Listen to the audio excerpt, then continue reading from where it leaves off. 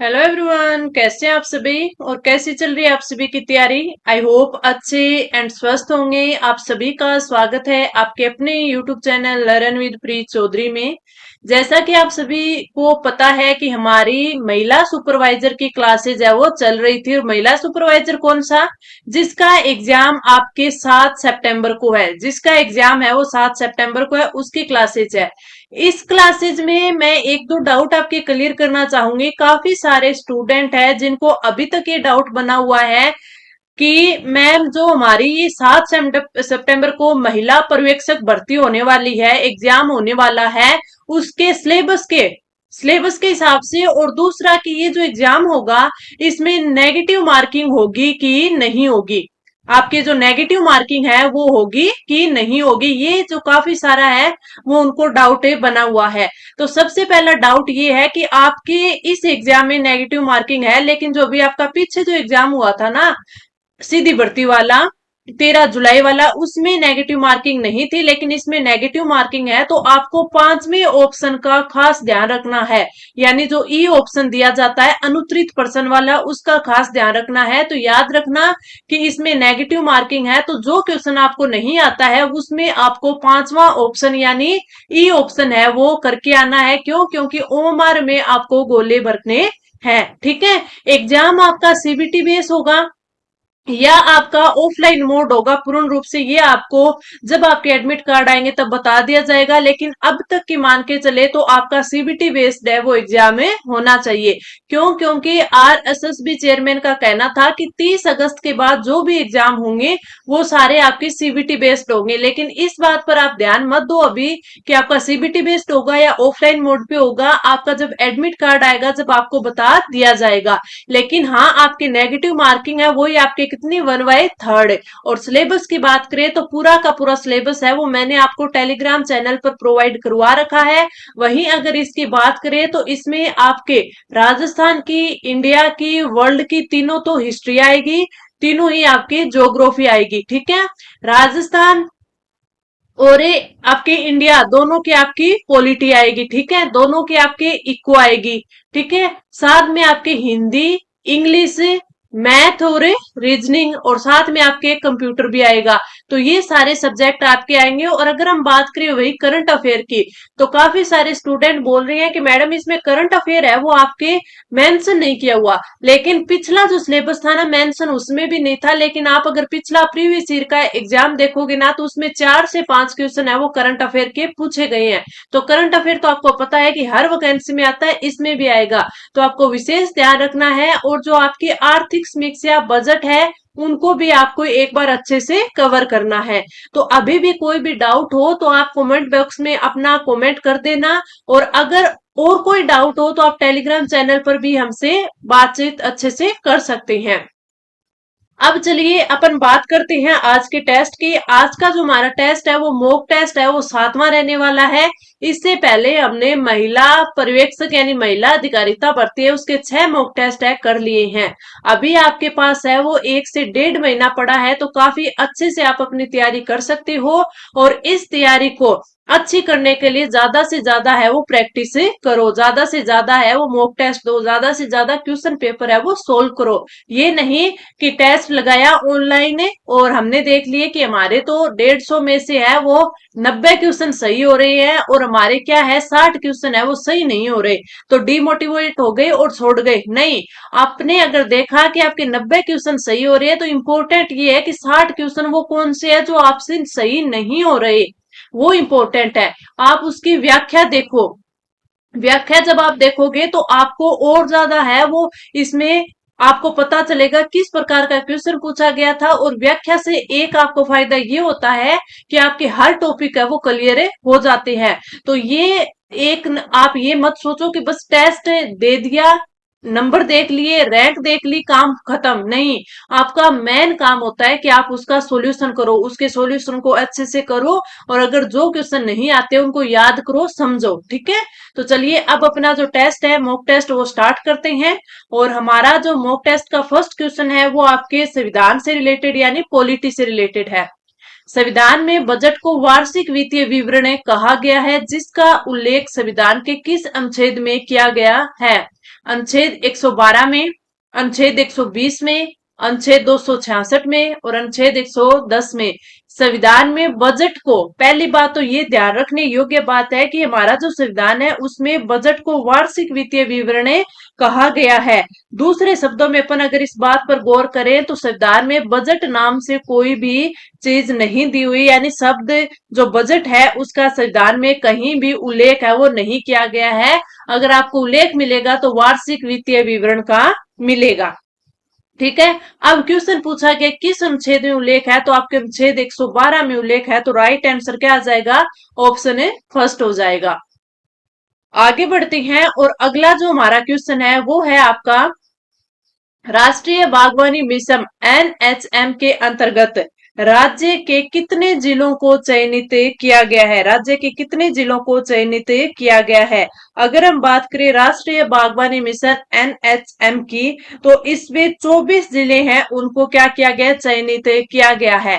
अगर इन 24 जिलों के अगर नाम की बात करूं मैं तो थोड़ा सा आपको रिकॉल करवा देती हूँ। इसमें आपका जयपुर आता है, अजमेर आता है, अलवर चित्तौड़गढ़ आता है, कोटा बारा झालावाड़, कोटा बारा झालावाड़, फिर उसके बाद जोधपुर और पाली आता है, जालौर बाड़मेर आता है, नागौर और बांसवाड़ा, टोंक करौली सवाई माधोपुर उदयपुर डूंगरपुर और भीलवाड़ा। और जहां हमने कोटा बारा झालावाड़ की बात की थी तो वहां पर बूंदी भी हमारा होगा, ये भी याद रखना है।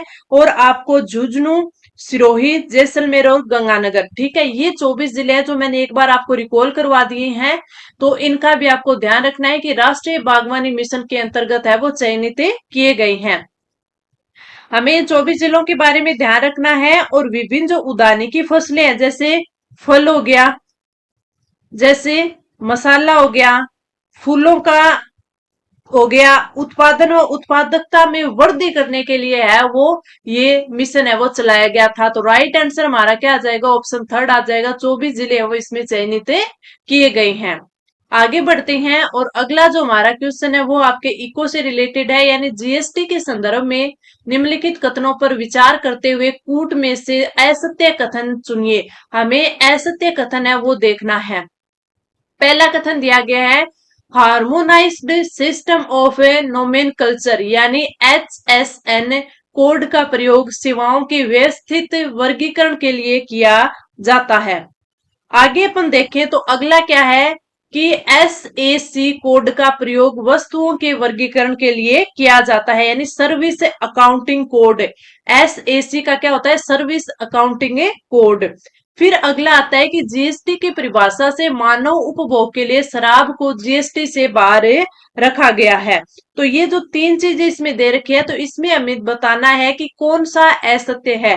तो असत्य यानी जो आपका थर्ड है ये तो सही है, असत्य आपका फर्स्ट और सेकंड है। तो राइट आंसर क्या हो जाएगा, ऑप्शन ए फर्स्ट हो जाएगा। अब हम थोड़ा सा बात कर लेते हैं जीएसटी की। जब इस जीएसटी की बात आएगी है तो हम कर लेते हैं जीएसटी की। अब अपन बात करें आपके जो ये थर्ड कथन दे रखा है ना, जो कि हमने सही देखा है, तो हम बात करें अपने संविधान के अनुच्छेद, और अनुच्छेद किसकी, 366 की। 366 12A में जीएसटी की परिभाषा के माध्यम से मानव उपभोग के लिए जो अल्कोहल है, शराब अल्कोहल है, उसको जीएसटी से बाहर रखा गया है। अस्थायी रूप से 5 पेट्रोलियम जो उत्पाद है वो हाई स्पीड डीजल, प्राकृतिक गैस, विमानन टरबाइन, ईंधन और विद्युत को जीएसटी से बाहर रखा गया है। तो जब ये अल्कोहल की बात की गई है तो इसके साथ साथ आपको क्या याद रखना है, आपको एक तो जो पेट्रोलियम उत्पाद है उसको, पेट्रोलियम क्रूड ऑयल को, पेट्रोल को, पेट्रोल को, जो हाई स्पीड डीजल है उसको, और जो प्राकृतिक गैस है उसको, उसके साथ साथ जो विमानन टरबाइन है, विमानन टरबाइन है उसको, ईंधन को और विद्युत को, ईंधन और विद्युत को, इनको जीएसटी से बाहर रखा गया है। वहीं अगर हम बात करते हैं एसएसी, जिसका मैंने अभी फुल फॉर्म आपको बताया था, सर्विस अकाउंटिंग कोड, जीएसटी के तहत वितरित सेवाओं की पहचान के लिए माल और सेवा कर परिषद द्वारा अपनाया गया है। तो ये किसके द्वारा, प्रयोग वस्तु के वर्गीकरण के लिए किया जाता है, ये नहीं। इसका उपयोग है वो माल और सेवा कर परिषद द्वारा अपनाया गया है। ये code central board of excise and customs यानी CBEC द्वारा सभी सेवाओं के यूनिफॉर्म वर्गीकरण के लिए जारी किया जाता है। वस्तुओं के वर्गीकरण के लिए नहीं। यहाँ आप क्या लिखोगे? यूनिफॉर्म। यहाँ क्या लिखोगे? यूनिफॉर्म वर्गीकरण के लिए ये चलाया गया था, ठीक है, या जारी किया गया था। वहीं अगर हम HSN की बात करें, हार्मोनाइज्ड सिस्टम ऑफ नोमेनकल्चर, इसकी बात करें तो इस कोड का जो यूज है वो वस्तुएं के वर्गीकरण के लिए किया जाता है, यानी जो 2 में दिया गया है वो आपके HSN में आएगा, ठीक है। और ये विश्व सीमा शुल्क संगठन द्वारा वर्ष 1988 में विकसित किया गया था। किसके द्वारा? WCO, विश्व शुल्क संगठन। तो आपके दोनों मैंने बता दिए कि रोंग थे, तो इसमें सही क्या होगा? थर्ड आपका जो कथन है वो सही दिया गया था, तो राइट आंसर अपना क्या आ जाएगा? ऑप्शन ए फर्स्ट आ जाएगा। अपन चलते हैं आगे, और जो अगला अपना क्वेश्चन है वो क्या है? निम्नलिखित युग्मों में से असुमेलित युग्म बताइए। क्षेत्रों के नाम दे रखे हैं और एक खनिज दे रखे हैं, यानी ये जो टाइपिंग में नीचे आना था और ये कहाँ गया, चला गया था, तो ऊपर चला गया। तो ये देखिए, मैं इसको कर देती हूँ सही। ये देखिए, अब हमें एक साइड तो क्या दे रखा है? हमें दे रखे हैं क्षेत्रों के नाम, और एक साइड है वो खनिज दे रखे हैं, और हमें पूछा है कि जो असुमेलित युग्म है ना वो हमें बताना है। असुमेलित युग्म हमें बताना है, तो हमें फर्स्ट क्या दिया गया है? तलवाड़ा, लीलवाना, कालाकूट, मैग्नीज, मोरिजा, डाबला, नीमला, लोहे अयस्क, ठीक है। मंगला, ऐश्वर्या, रागेश्वरी, हीरा उत्पादन क्षेत्र, और पलाना, खारी, चानेरी, कोयला उत्पादन क्षेत्र। तो आप सभी को पता है कि इसमें से गलत क्या है? देखने से ही पता चल रहा है, ऑप्शन है थर्ड। गलत क्यों है? क्योंकि जो मंगला, ऐश्वर्या, रागेश्वरी है, ये क्या है? ये तेल उत्पादक क्षेत्र है। हीरा उत्पादक क्षेत्र नहीं है, ये क्या है? तेल उत्पादक क्षेत्र है। यानी ये तेल के कुओं के नाम है, मंगला, ऐश्वर्या, रागेश्वरी, ठीक है। तो आपसे पूछे तो इसका ध्यान रखना है। वहीं अपन तलवाड़ा, लीलवाड़ा, काला खूंटा की बात करें तो ये मैग्नीज उत्पादक क्षेत्र है। मोरिजा, डाबला, नीमला, इनके बात करें तो ये लोहे अयस्क क्षेत्र है। और अगर बात करें पलाना, खारी, चानेरी, तो ये कोयला उत्पादक क्षेत्र है। राइट आपका ऑप्शन थर्ड हो जाएगा, जो कि एसुमेलित दिया गया था।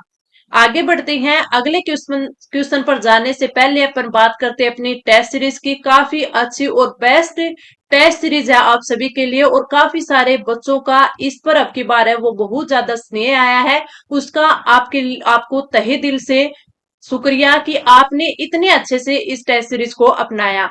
आपके बार बार कहने पर जो मैं पहले हमारी टेस्ट सीरीज आई थी ना, उसमें हमने ये किया कि अब की बार आपको इसमें व्याख्या दी गई है।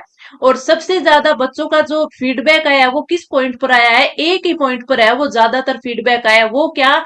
कि मैम इस टेस्ट सीरीज की जो व्याख्या है वो PDF फॉर्म में मिल रही है। PDF फॉर्म में मिलने का फायदा ये हुआ कि जब आपका एग्जाम होगा उससे 5 से 10 दिन पहले आप इन 10 टेस्ट को अच्छे से रिवाइज कर सकते हो। और आपको पता है कि जब आप 10 टेस्ट का रिवीजन अच्छे से कर लेते हो, और वो भी व्याख्या का, तो आपकी प्रैक्टिस है वो कितने लेवल पर अच्छी हो जाती है।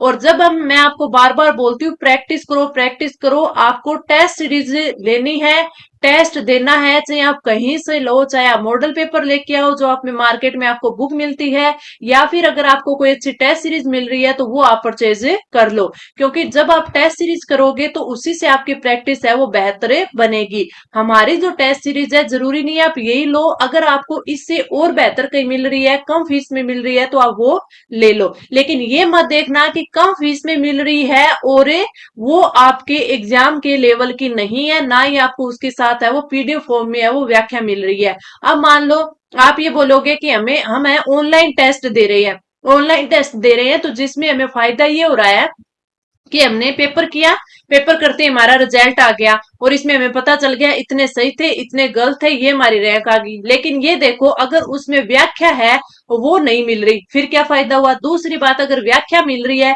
उस टाइम तो आपने एक बार उनका आंसर देख लिया, लेकिन बाद में उसको आपने हाथ ही नहीं लगाया, तो क्या फायदा हुआ टेस्ट सीरीज का। टेस्ट सीरीज हो कि जो बाद में आप उसका रिवीजन कर पाओ अच्छे से। और एक टेस्ट सीरीज का आप 1 से 2 बार रिवीजन कर ले, तो यानी पहली बार है आपने टेस्ट दिया उस टाइम उसको अच्छे से सोल्व कर लिया, और एक बार आपने एग्जाम से पहले उसकी व्याख्या को अच्छे से रिवाइज कर लिया, तो वो टेस्ट सीरीज आपके लिए काफी ज्यादा हेल्पफुल रहेगी। अपने टेस्ट सीरीज में 10 आपको मॉडल टेस्ट मिलेंगे जो कि बहुत ही कम फीस 199 में आपको प्रोवाइड करवाए जा रहे हैं।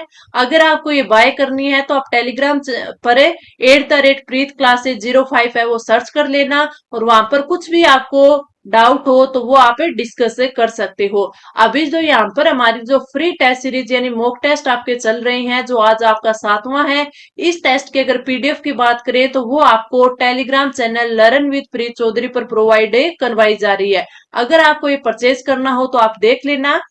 और आपको क्वेश्चन से अगर आप देखो कि टेस्ट सीरीज पता नहीं कैसी होगी, तो इसका जो एक मॉडल टेस्ट पेपर है वो मैंने आपको टेलीग्राम चैनल पर है वो डेमो टेस्ट के रूप में आपको प्रोवाइड करवा रखा है, तो उससे भी आप देख सकते हो। और उससे भी ज्यादा अच्छा है जो मैं यहाँ पे आपको मॉक टेस्ट करवाती हूँ, तो उनसे भी आपको पता चल रहा है कि अब यहाँ पे जो हम टेस्ट में जो क्वेश्चन कर रहे हैं ना, इसी लेवल के हमारी टेस्ट सीरीज में क्वेश्चन है, तो आप उससे भी आप थोड़ा सा अनुमान लगा सकते हो। आगे बढ़ते हैं। अगला जो हमारा क्वेश्चन है वो आता है आपके राजस्थान है आर्ट एंड कल्चर का। राजस्थान में स्थापित किए जा रहे निम्न पेनोरमा एवं उनके स्थानों को सुमेलित कीजिए, और कूट का सही जो सही कूट है ना उनका चयन करना है। इस साइड हमें पेनोरमा दे रखा है, इस साइड हमें स्थान दे रखा है। गुरु जम्बेश्वर जी पेनोरमा पीपासर नागौर में, संत सूरदास पेनोरमा दौसा में, संत पीपाजी पेनोरमा गागरोन झालावाड़ में, नागरीदास जी पेनोरमा किशनगढ़ अजमेर में। अगर अपन बात करें ना तो ये आपका कूट है वो बिल्कुल सही दे रखा है कि गुरु जम्बेश्वर पेनोरमा है वो पीपासर नागौर में है, संत सूरदास का पेनोरमा है वो दौसा में है, संत पीपाजी का पेनोरमा गागरोन झालावाड़ में है, और अगर नागरीदास जी का पेनोरमा की बात करें तो किशनगढ़ अजमेर में है। जो नीचे आपको कूट दिया हुआ होगा इसमें है वो टाइप नहीं किया हुआ, अगर आप देख लेना कि उसमें आपका क्या आ जाएगा, ए में फर्स्ट आ जाएगा, बी में आपका सेकंड आ जाएगा, सी में आपका थर्ड आ जाएगा, और डी में आपका फोर्थ आ जाएगा। तो ये जो कूट दिया हुआ होगा वो आपका राइट आंसर हो जाएगा। ज्यादातर क्वेश्चन है वो आर्ट एंड कल्चर हो चाहे आपका ज्योग्राफी हो, इसी प्रकार के क्वेश्चन है वो पूछे जाते हैं। अगला जो क्वेश्चन है कि सांगानेर हवाई अड्डा जो कि जयपुर में है को कब अंतरराष्ट्रीय हवाई अड्डे का दर्जा दिया गया। 19 जनवरी 2003 को, 29 दिसंबर 2005 को, 25 मार्च 2006 को, 11 दिसंबर 2007 को। अगर अपन राइट आंसर की बात करें तो राइट आंसर तो आपका हो जाएगा ऑप्शन 2, 29 दिसंबर 2005। अगर अपन बात करें सांगानेर हवाई अड्डे जयपुर की, तो इसके लिए एक आप याद रखना कि 7 फरवरी 2002 को दुबई के लिए वायुयान सेवा शुरू की गई थी। इससे दुबई के लिए वायुयान वायुयान सेवा है वो शुरू की गई थी, तो ये भी आपको पूछा जा सकता है, तो याद रख लेना। केंद्र सरकार द्वारा सांगानेर हवाई अड्डे को अंतरराष्ट्रीय दर्जा है वो कब दिया गया, 29 दिसंबर 2005 को दिया गया। अंतरराष्ट्रीय हवाई अड्डे का दर्जा देने संबंधी जो अधिसूचना है ना, अगर वो पूछ ले तो अधिसूचना कब जारी की गई थी, ये अधिसूचना है वो फरवरी 2006 में जारी की गई थी, और ये देश का 14वां अंतरराष्ट्रीय हवाई अड्डा है। अब इसमें चीज याद रखना कि अगर आपसे पूछ ले कि सांगानेर हवाई अड्डे जयपुर को अंतरराष्ट्रीय हवाई अड्डा दर्जा कब मिला, दर्जा मिला 29 दिसंबर 2005 को। पूछ ले कि अधिसूचना कब जारी की गई, फरवरी 2006 में। अगर आपसे ये पूछ ले कि इसने पहली पहली जो वायुयान सेवा जो अंतरराष्ट्रीय वायुयान सेवा है वो कब शुरू की थी, तो दुबई के लिए शुरू की गई थी वायुयान सेवा 7 फरवरी 2002 को। ये इंपॉर्टेंट है, तो ये भी आप याद कर लेना, ये आप याद कर लेना। राइट आंसर ऑप्शन 2 हो जाएगा। आगे बढ़ते हैं। अगला क्वेश्चन है कि निम्नलिखित में से असुमेलित है। रजत क्रांति अंडा उत्पादन से रिलेटेड है, गोल क्रांति टमाटर उत्पादन से, कृष्णा क्रांति बायोडीजल उत्पादन से और दूसर क्रांति सीमेंट उत्पादन से। असुमेली दे रखा है, यानी जो हमें गलत दे रखी है वो। सबसे पहले अपन बात करते हैं रजत क्रांति है वो अंडा उत्पादन से, बिल्कुल सही। गोल क्रांति है वो टमाटर उत्पादन से है, ये गलत दे रखा है, टमाटर नहीं, ये क्या होगा, आलू उत्पादन से संबंधित है, आलू उत्पादन से संबंधित है। अभी आपको पता है कि टमाटर है वो कितने महंगे हो चुके हैं। अगला है कृष्णा क्रांति जो कि बायोडीजल उत्पादन से संबंधित है। दूसर क्रांति सीमेंट उत्पादन से संबंधित है। और अगर अपन बात करें वही लाल क्रांति की, तो लाल क्रांति है वो किससे, वो है आपके टमाटर और मांस से रिलेटेड, मांस उत्पादन से रिलेटेड। तो ये यहाँ पे याद रख लेना कि टमाटर उत्पादन क्रांति है वो कौन सी है, आपकी लाल क्रांति है, ना कि आपकी कौन सी, आपकी गोल क्रांति। तो इस चीज को भी आपको ध्यान में रखना है, ठीक है।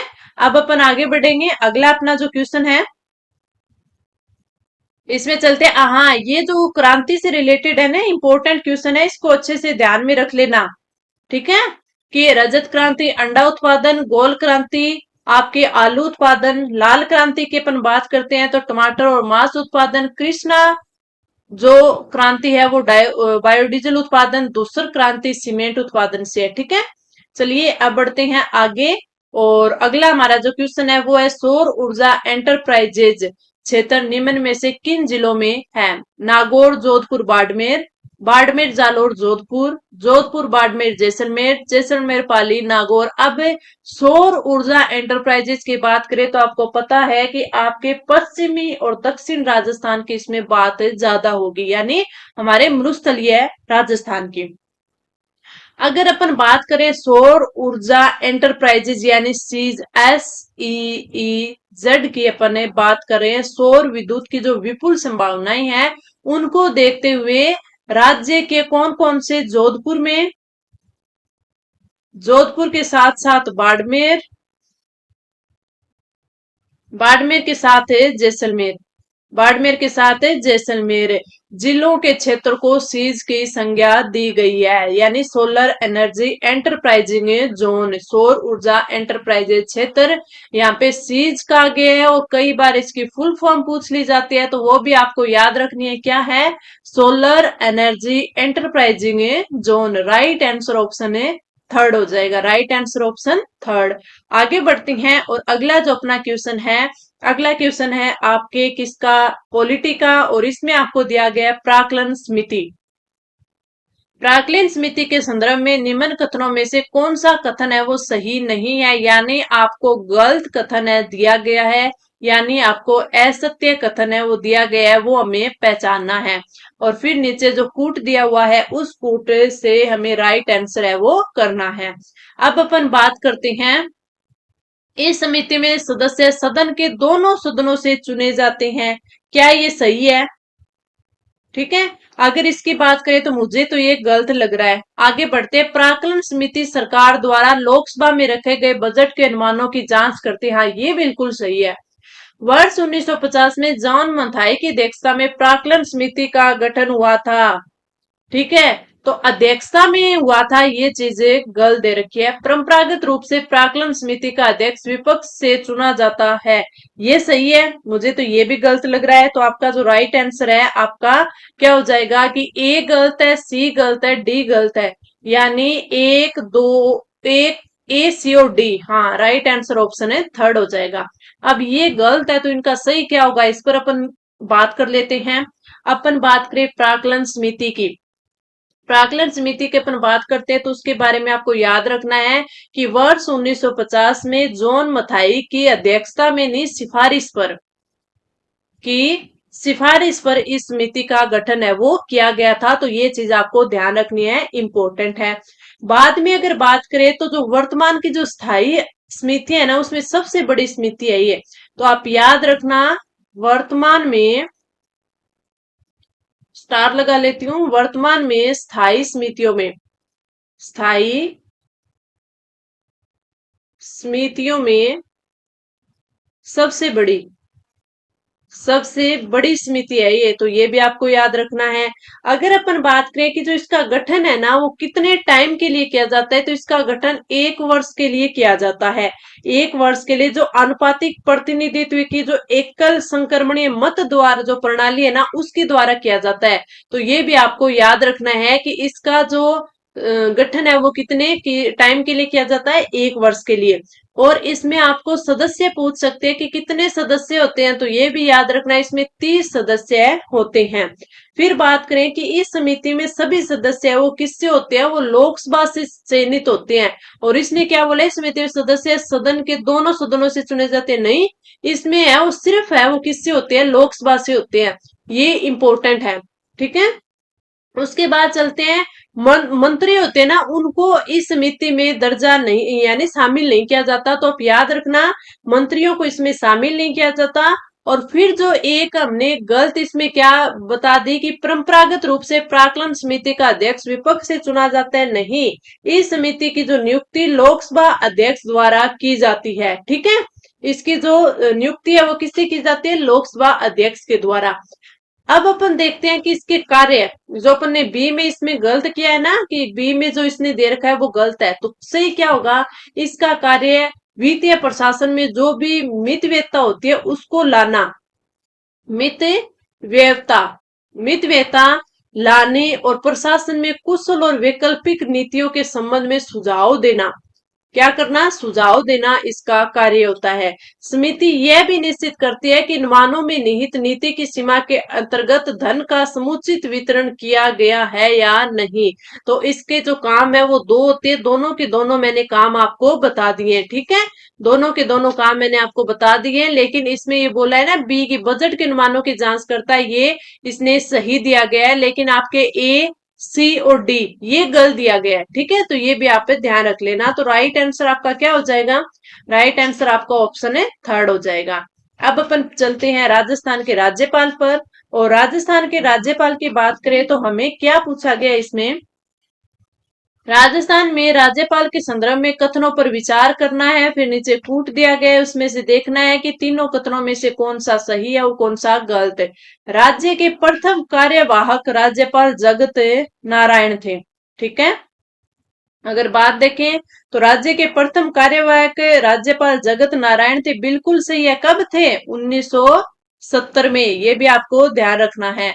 आगे बढ़ते हैं, राजस्थान अब तक में 12 राज्यपालों को कार्यवाहक राज्यपाल के रूप में नियुक्त किया जा चुका है, तो ये भी आपका सही है। राज्य की पहली महिला राज्यपाल श्रीमती प्रतिभा पाटिल बनी थी, तो ये भी बात सही है। और इनका इंपॉर्टेंट है कार्यकाल, तो जिनका कार्यकाल कितना है, 2004 से लेकर 2007 तक रहा है, ये इंपॉर्टेंट है, ठीक है। अब इसमें और क्या क्वेश्चन पूछा जा सकता है, तो तीनों के तीनों क्वेश्चन बिल्कुल सही है, तो आपका जो राइट आंसर क्या हो जाएगा, ऑप्शन फोर्थ हो जाएगा कि तीनों कथन है इसमें सही दिए हुए हैं। अब अपन बढ़े आगे, और अगला जो क्वेश्चन है वो क्या दिया गया है कि समेकित बाल विकास सेवाएं, समेकित बाल विकास सेवाएं आईसीडीएस कार्यक्रम के अंतर्गत वर्तमान में राज्य की कितनी बाल विकास परियोजनाएं संचालित की जा रही है। जिन बच्चों ने 13 जुलाई वाला एग्जाम दिया है ना उनको ये क्वेश्चन है वो अच्छे से आता होगा, क्यों, क्योंकि मैंने इस क्वेश्चन की काफी बार अच्छे से आपको प्रैक्टिस भी करवाई थी, और साथ में ये मैंने टेस्ट सीरीज में भी आपको क्वेश्चन दिया था। और समेकित बाल विकास सेवाएं यानी आपके जो आईसीडीएस है इसको अच्छे से समझाया था, कब इसकी है वो स्थापना होती है, कब से कार्यक्रम स्टार्ट होता है, और इसमें है वो आंगनवाड़ी कार्यकर्ता किस रूप में काम करते हैं, सारी चीजें अच्छे से मैंने आपको बताई थी। अपने राज्य में के लिए इसने बाल विकास परियोजनाएं पूछा है, तो 300, 245, 305 और 304। अगर राइट आंसर की बात करें तो राइट आंसर तो हो जाएगा ऑप्शन है फोर्थ है। इस कार्यक्रम के अंतर्गत वर्तमान में राजस्थान राज्य में 304 बाल विकास परियोजनाएं संचालित हैं। और ये जो 304 बाल विकास परियोजनाएं संचालित है इसको आंगनवाड़ी केंद्रों के माध्यम से यानी 62,022 इतने 62,022 जो आपके क्या है आंगनवाड़ी है उनके द्वारा, इनके माध्यम से है वो 304 आपके जो बाल विकास परियोजनाएं हैं उनको संचालित किया जा रहा है। और ये जो योजनाएं है इनमें से 22 परियोजनाएं तो शहरी क्षेत्र की है, और इनमें से जो बाकी बच गई कितनी 245 बच गई, ये कौन से ग्रामीण क्षेत्र के आंगनवाड़ी केंद्रों में चलाई जा रही हैं। तो इस चीज का भी आपको ध्यान रखना है। राइट आंसर ऑप्शन है फोर्थ हो जाएगा। आगे बढ़ते हैं, अगला क्वेश्चन है, सहयोग एवं उपहार योजना का नाम परिवर्तित नया नाम क्या है? पालनहार योजना, अनुप्रति योजना, मुख्यमंत्री कन्या दान योजना और अंत्येष्टि अनुदान योजना। तो अपन राइट आंसर की बात करेंगे तो अपना राइट आंसर क्या हो जाएगा? ऑप्शन थर्ड, मुख्यमंत्री कन्यादान योजना। सहयोग और चौपार योजना है ना, इसका नाम बदलकर मुख्यमंत्री कन्यादान योजना कर दिया गया था। इस योजना के अंतर्गत लड़कियों को कई चरणों में लाभ मिल रहा है, और जो अनुसूचित जाति, अनुसूचित जाति की है, अल्पसंख्यक की है, या फिर बीपीएल परिवार के 18 वर्ष या इससे ज्यादा की जो लड़कियां हैं उनको इनसे लाभान्वित किया जा रहा है, उनको इनसे लाभान्वित किया जा रहा है। तो राइट आंसर ऑप्शन थर्ड हो जाएगा। अपन बढ़े आगे, और अगला जो अपना क्वेश्चन है वो कौन सा है? वो आपके इको से रिलेटेड है कि मुद्रा आपूर्ति की माप एम थर्ड में किससे सम्मिलित नहीं किया जाता? यानी एम थर्ड में किससे सम्मिलित नहीं किया जाता? एम थर्ड का मतलब क्या होता है? इसका मतलब होता है आपके ब्रॉड मनी, ब्रॉड मनी, ठीक है, ये इसका मीनिंग होता है एम थर्ड का। अगर इसमें देखे, जनता के पास नगद मुद्रा, डाक खानों की मांग जमा, बैंकों की मांग जमा, बैंकों की सावधि जमा, तो राइट आंसर होता है ऑप्शन है टू, ऑप्शन है टू। आम थर्ड की बात करें ना, तो इसमें M1 प्लस में जो बैंकों के साथ समावेश जमा है, यानी सरकार के पास नेट बैंकिंग क्रेडिट, या फिर वाणिज्यिक क्षेत्र में बैंक क्रेडिट, या फिर बैंक सेक्टर की कुल विदेशी संपत्ति, यानी जनता के प्रति सरकार की मौद्रिक जिम्मेदारियां, और इनमें से अगर बैंकिंग क्षेत्र की कुल गैर जो मौद्रिक नीतियां हैं वो कम कर देते हैं, तो वो आम थर्ड में आती है, आम थर्ड में आती है। लेकिन इसमें क्या पूछा है कि अम थर्ड में नहीं आती, तो डाक खानों की मांग जमा है वो इसमें नहीं आती। जनता के पास नगद मुद्रा आती है, बैंकों की सावधि जमा, बैंकों की मांग जमा सारी आती है, ऑप्शन टू को छोड़कर। आगे बढ़ते हैं, अगला जो क्वेश्चन है वो है कि अवमूल्यन शब्द का अर्थ है अन्य मुद्रा की तुलना में स्वदेशी मुद्रा के मूल्य को घटाना, स्वदेशी मुद्रा के मूल्य में बढ़ोतरी करना, स्वदेशी मुद्रा के बदले में नई मुद्रा जारी करना, उपयुक्त में से कोई नहीं। अवमूल्यन का अर्थ होता है स्वेद आपके क्या होता है? अन्य मुद्रा की तुलना में स्वदेशी मुद्रा के मूल्य को घटाना। यानी जो अवमूल्यन है वो स्थिर विनिमय दर प्रणाली में सरकार या फिर जो मौद्रिक प्राधिकरण द्वारा जानबूझकर अपनाई जाने वाली ऐसी प्रक्रिया है जिसके अंतर्गत क्या होगा? विदेशी मुद्रा के परिप्रेक्ष्य में घरेलू मुद्रा का मूल्य है वो गिरा दिया जाता है सरकार के द्वारा, या फिर किसके जो मौद्रिक प्राधिकरण है उनके द्वारा। तो राइट आंसर ऑप्शन है फर्स्ट हो जाएगा। अब अपन बढ़ते हैं अपने अगले और रीजनिंग के क्वेश्चन पर। तो रीजनिंग के क्वेश्चन की बात करें तो हमें बोला है कि विषम को बताइए, यानी विषम को चुनना है, इनमें से है वो विषम चुनना है। अब इसमें से देखें 6859, 4913, 1681, 2744 है। तो इसको देखकर है मेरे को एक आध की क्या है, ये स्क्वायर या क्यूब दिख रही है। क्यूब और स्क्वायर दो तो मेरे को दिख रही है, यानी हमें देखना होगा या तो ये तीनों चारों में से है वो तीन तो आपकी स्क्वायर मिलेंगी, या फिर तीन है वो क्या मिलेंगे? क्यूब मिलेंगे, एक अलग मिलेगा। तो मुझे जहां तक पता है ना, तो मुझे इनमें से क्या याद है, कई बार अपन को पता होता है ना कि इनमें से अपन को कई चीजों की क्यूब है वो अच्छे से पता होती है। तो आपको पता है कि जो 2744 है ना वो किसी की क्यूब है, और वो किसकी क्यूब? आपकी 14 की क्यूब है, ठीक है, ये मुझे पता है। एक 1681 है ना, ये 41 की स्क्वायर है, 41 की स्क्वायर है, ये मुझे पता है। अब अपन यहाँ पर देखें 6849, 6869, इसकी बात करें तो ये किसकी क्यूब है? ये 19 की क्यूब है। किसकी है? 19 की क्यूब है। तो और 4913 की बात करें तो ये 17 की क्यूब है, 17 की क्यूब है। और अभी मैंने आपको बताया था कि 2744 है, ये किसकी है? 14 की क्यूब है, 14 की क्यूब है। और ये स्क्वायर है, तो राइट आंसर ऑप्शन थर्ड हो जाएगा। ये विषम है, तीन तो क्यूब दे रखे और एक स्क्वायर दे रखा है, यानी आपका इसको क्या बोलते हैं? पूर्ण वर्ग। तो ये स्क्वायर क्या है? ये पूर्ण वर्ग दे रखा है, तो ये इन तीनों से अलग हो गई, तो राइट आंसर ऑप्शन है थर्ड आ गया। आगे बढ़ते हैं। अगला क्वेश्चन है कि निम्नलिखित कथन को पढ़ें और उत्तर दें। निम्नलिखित में से कौन सी कार्यवाही अनुसरण करती है? आपको पता है कि आपके सिलेबस में रीजनिंग में कथन और कार्यवाही वो दी गई है, जो कि इंपॉर्टेंट है। कथन हमें क्या दिया गया है कि ग्रामीण इलाकों में बहुत से मरीजों की मृत्यु हो जाती है क्योंकि उनका इलाज करने वाले डॉक्टरों में आवश्यक ज्ञान और निपुणता का अभाव होता है। ये तो कथन है। अब हमें दो कार्यवाही दी गई है, अब इनको हमें देखकर ये बताना है कि इनमें से कौन से अनुसरण करते हैं, कौन सी नहीं।